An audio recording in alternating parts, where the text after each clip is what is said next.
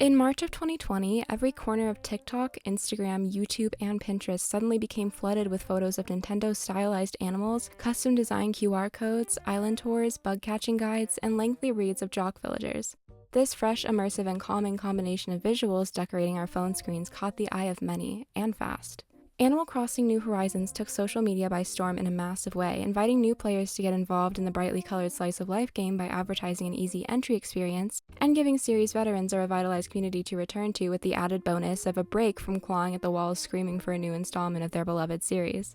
Both those who just found out about the Animal Crossing series through New Horizons and those who had been harassed by Tom Nook for years had one thing in common: everyone was trapped inside due to the pandemic. The loneliness and isolation of being trapped in our homes, scared for the future, and unable to participate in the activities that make us feel alive will wear down on our souls quite quickly.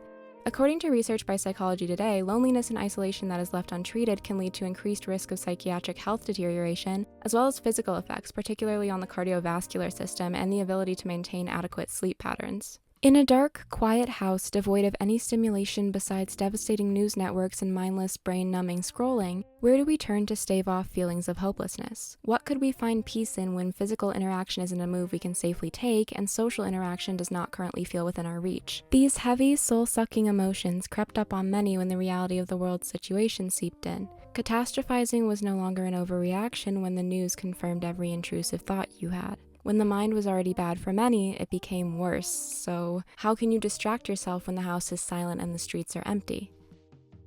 Quick disclaimer before we begin, I am not a professional at anything. All of the points in this video are speculation based on research that professionals have done and my own experiences. This is not to be taken as fact or truth, and I don't know shit about fuck and I'm not claiming to, so just take this video as entertainment and glean whatever you want from it, but do not trust me as somebody who knows anything about anything. Please seek professional help if you need it. This video is not intended to treat or diagnose any sort of mental illness. Take this as entertainment.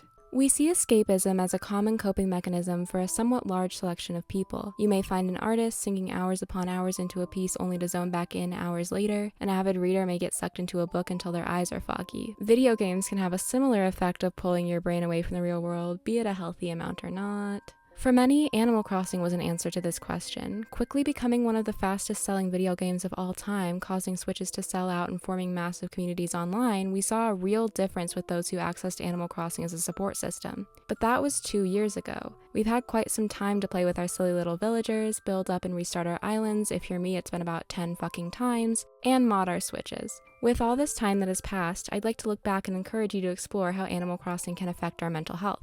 So, to begin, we need to start with the basics. What are Animal Crossing's core fundamentals? Animal Crossing: New Horizons brings us to a deserted island getaway package, aka a fucking scam, maintained by the elite Tom Nook and his brigade of little rats, where we're given the task to build up the island's natural beauty from a desolate landscape, invite new villagers, make friends, and complete a series of fairly repetitive tasks. This model of slice-of-life gameplay relies on simple, non-frustrating accomplishments to give you a goal to complete on a small scale while working towards the big picture accomplishment of finishing your island if you choose to do so. Our brains love feeling accomplished. The more goals and tasks we complete, the more dopamine we're given. In our real-world lives, this rush of dopamine is often accompanied by a lot of stress from needing to complete a task at work to be able to afford rent or ace an assignment to pass a class. Everything comes with a price, and that price is often felt in your brain and body. There is almost always a downside to this potential dopamine rush, and there's always a notion of failure lingering in the back of your head. These feelings can be further emphasized by time limits and procrastination. If it's not going to be perfect, why do you even want to start?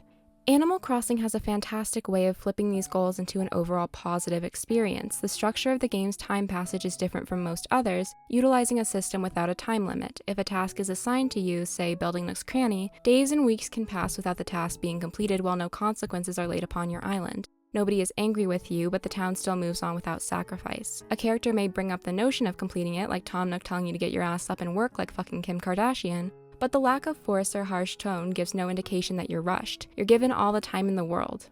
The overall ecosystem of the island does not rely on you to make it function, but it does rely on you to get better, so you feel like you are only contributing positivity to the world and not adding any negativity. The game's clear and straightforward instructions and the removal of any room for error makes it nearly impossible to mess up the projects given as well. When the option to make the wrong choice is removed, we can become a lot more motivated due to the lack of anxiety.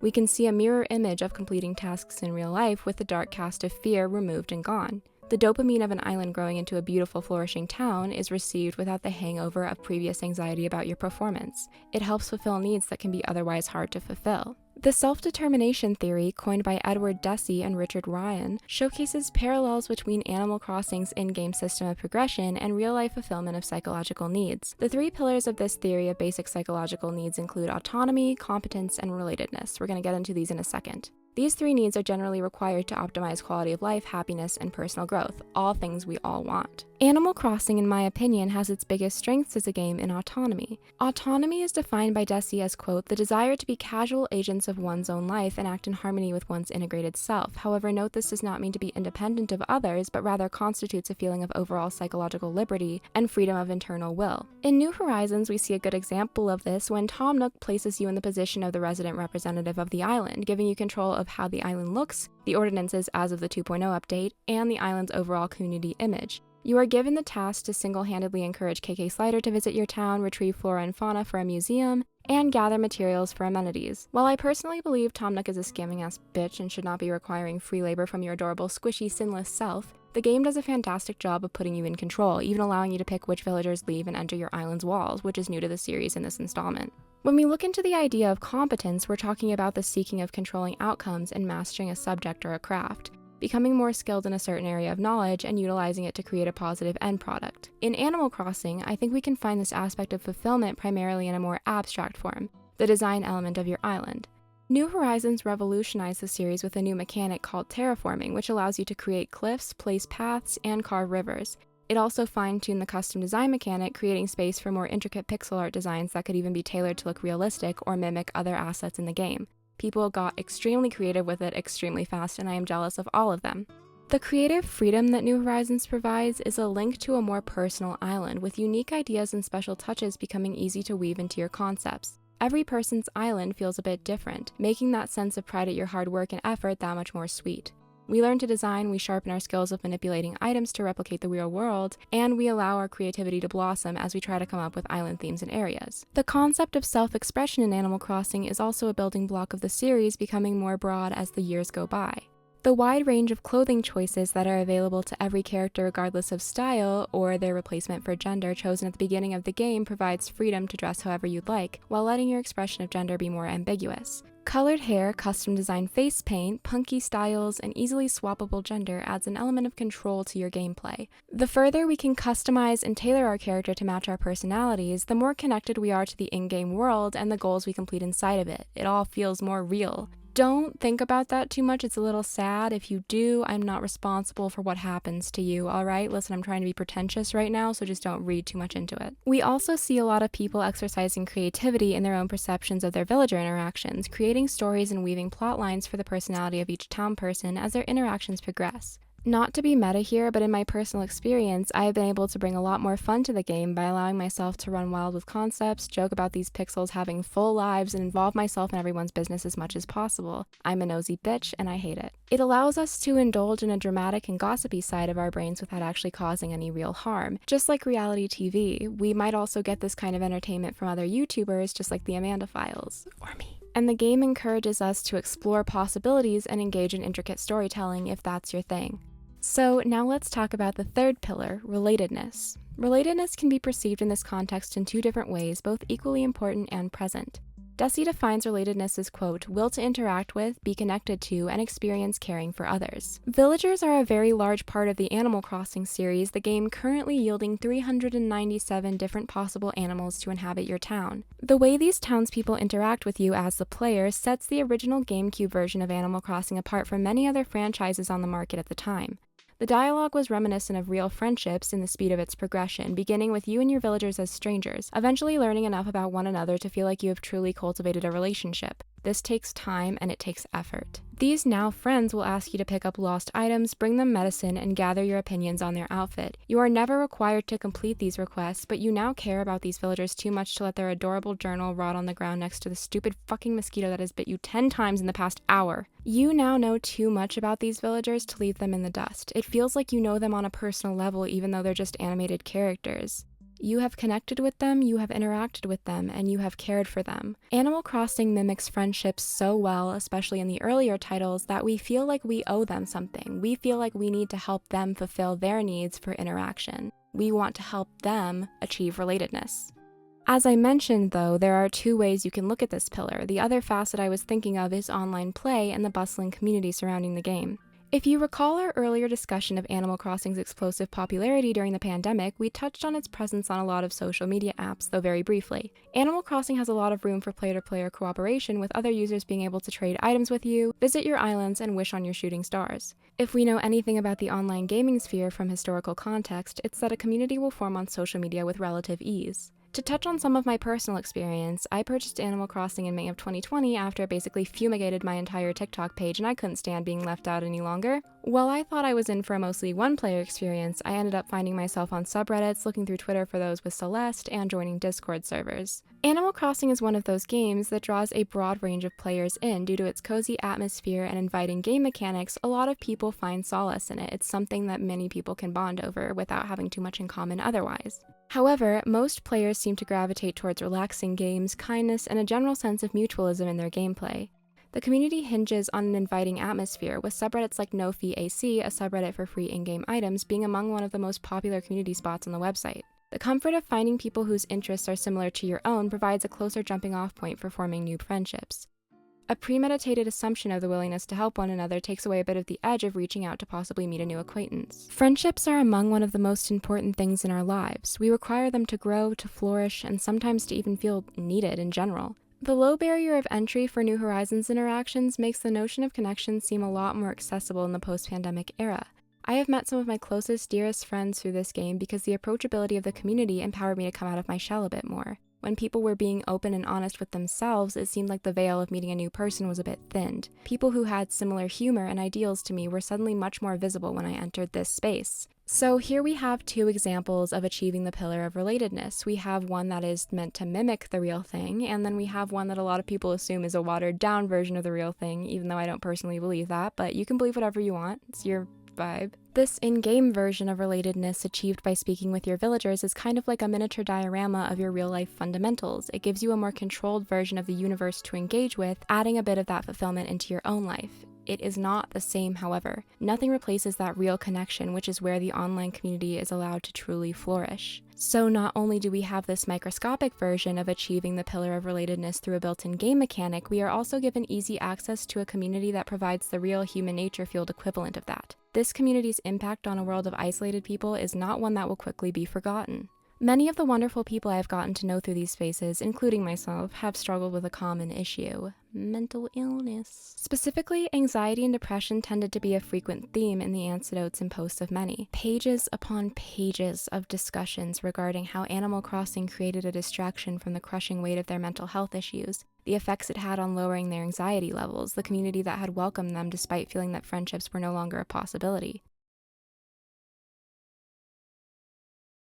It seems like another hobby giving a small reprieve from the brain, but taking into account our look at Animal Crossing's methods of mimicking psychological need fulfillment, it becomes a lot more clear why so many found solace in the game. Depression is draining. It dims the idea of the future down to the point where it is no longer visible. Tomorrow is blurry if there even is a tomorrow. Yesterday was yesterday, and you don't remember quite what you did. You're not quite sure if you did anything at all. All bets are off in terms of the idea of a goal. You may be so exhausted that the goal of brushing your hair is too heavy. You may not even be able to find what goals you believe you should be having. Every professional in the mental health field asks you to complete a small goal towards getting better, but the first leap always seems to be over a canyon. The barrier of entry is too high to begin, so we just stay where we are. Mental health struggles can make us feel useless. The endless cycle of hating yourself more and more each day only tightens depression's grip of your throat. You can't begin to fix it when you cannot think. You cannot feel better unless you begin to fix it.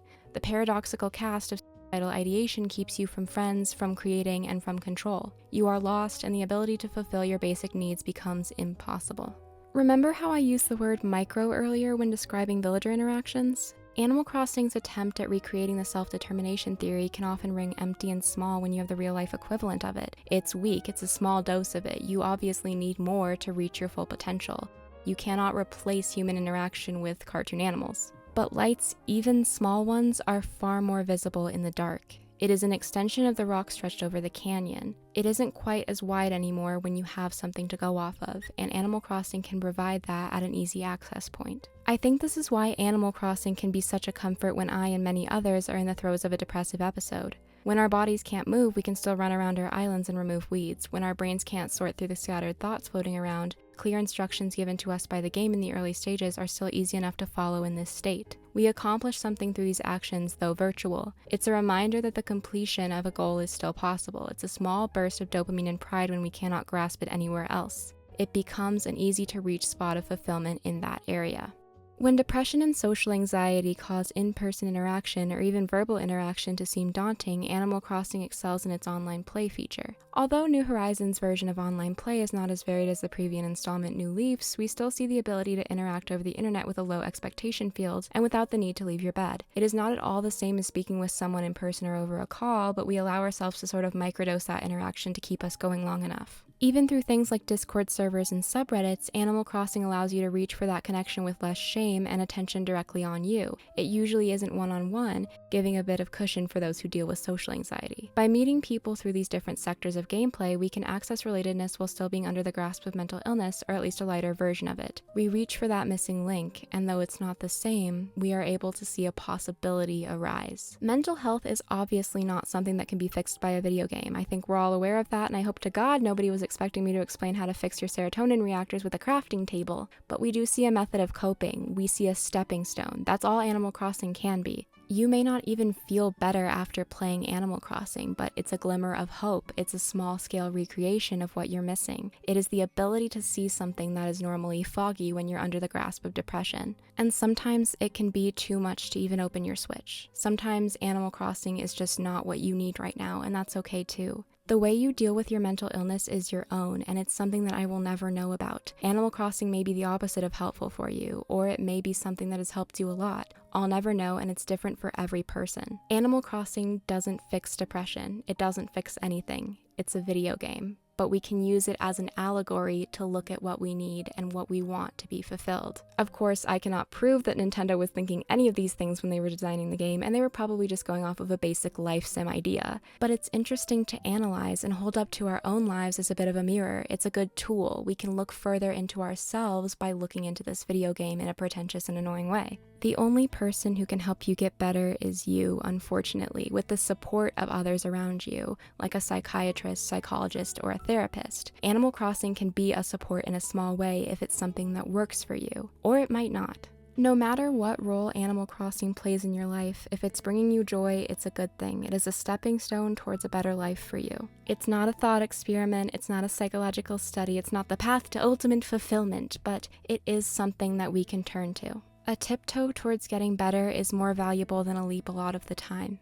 Take your time, take what you can get, and overanalyze a children's game on the internet to help you cope with your own mental illness if you want. Obviously, take this entire video with a grain of salt. I'm not a professional. I just think psychology is really interesting. I'm an annoying person who writes for a living, alright? You gotta give me some slack here.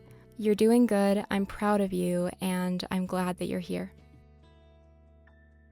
So, at the end of these videos, I normally like to do a little bit of an unscripted bit where I talk about my personal experience with the subject. I did this for my last video essay, which you can watch. It's linked down below. It's my most popular video. Please watch it. And I wanted to do that again. So this is going to be very sloppy and unorganized, and you're going to have to deal with it, or you can click off the video. But before you do, I love you. So I wanted to make this video as kind of a reflection on how Animal Crossing has changed my life and my mental health as I have looked into it, and what started as a project of just looking at the community as a whole turned into a weird psychological thing. So I don't know what this is.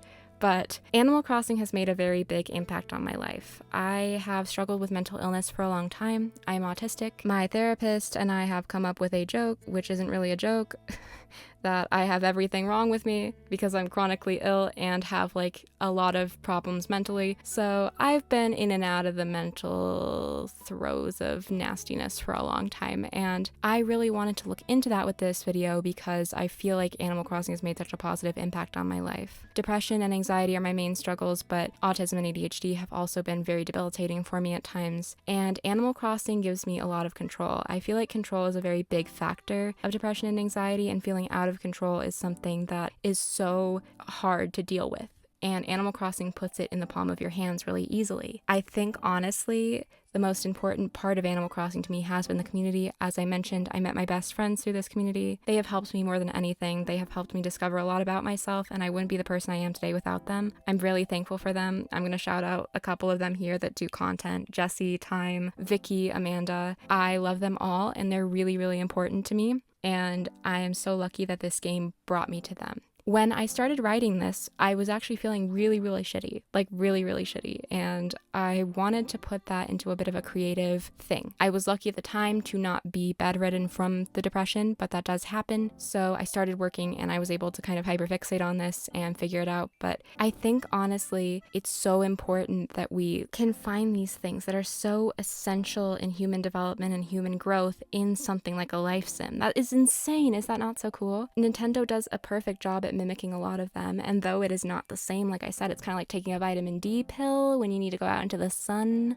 Not that I would know anything about that. It's not like I'm pale as fuck. I really loved looking into that because it all kind of clicked to me. I don't know if it'll click for you, but it clicked for me a lot. And I just want to say that, like, though I'm not at a point in my life where I can say it gets better, I am at a point in my life where I can say that people care about you enough that you need to take care of yourself, and that you deserve to be alive, and that you deserve to flourish and get things where you can take them. If that's Animal Crossing, that's great. If it's something else, that's great. Others love you, and I mean that. Even if you think they don't, I have thought that they don't for my entire life. People care. You are worth being alive. You are worth it. And Animal Crossing can be a tool to help you extend yourself enough to be able to get the help that you need. This is something that I enjoy doing, but it might not be your cup of tea. That's okay. You can totally laugh at me for putting too much stock in this game. Thank you for watching. I hope you liked this. I want to do more video essays in the future. I'm just so lazy. Thank you so much to my members. Have a beautiful day, my friends. You are loved, you are needed, and more than ever, I want to tell you that I am here for you and that you deserve help. There's going to be some resources in the description below if you need them.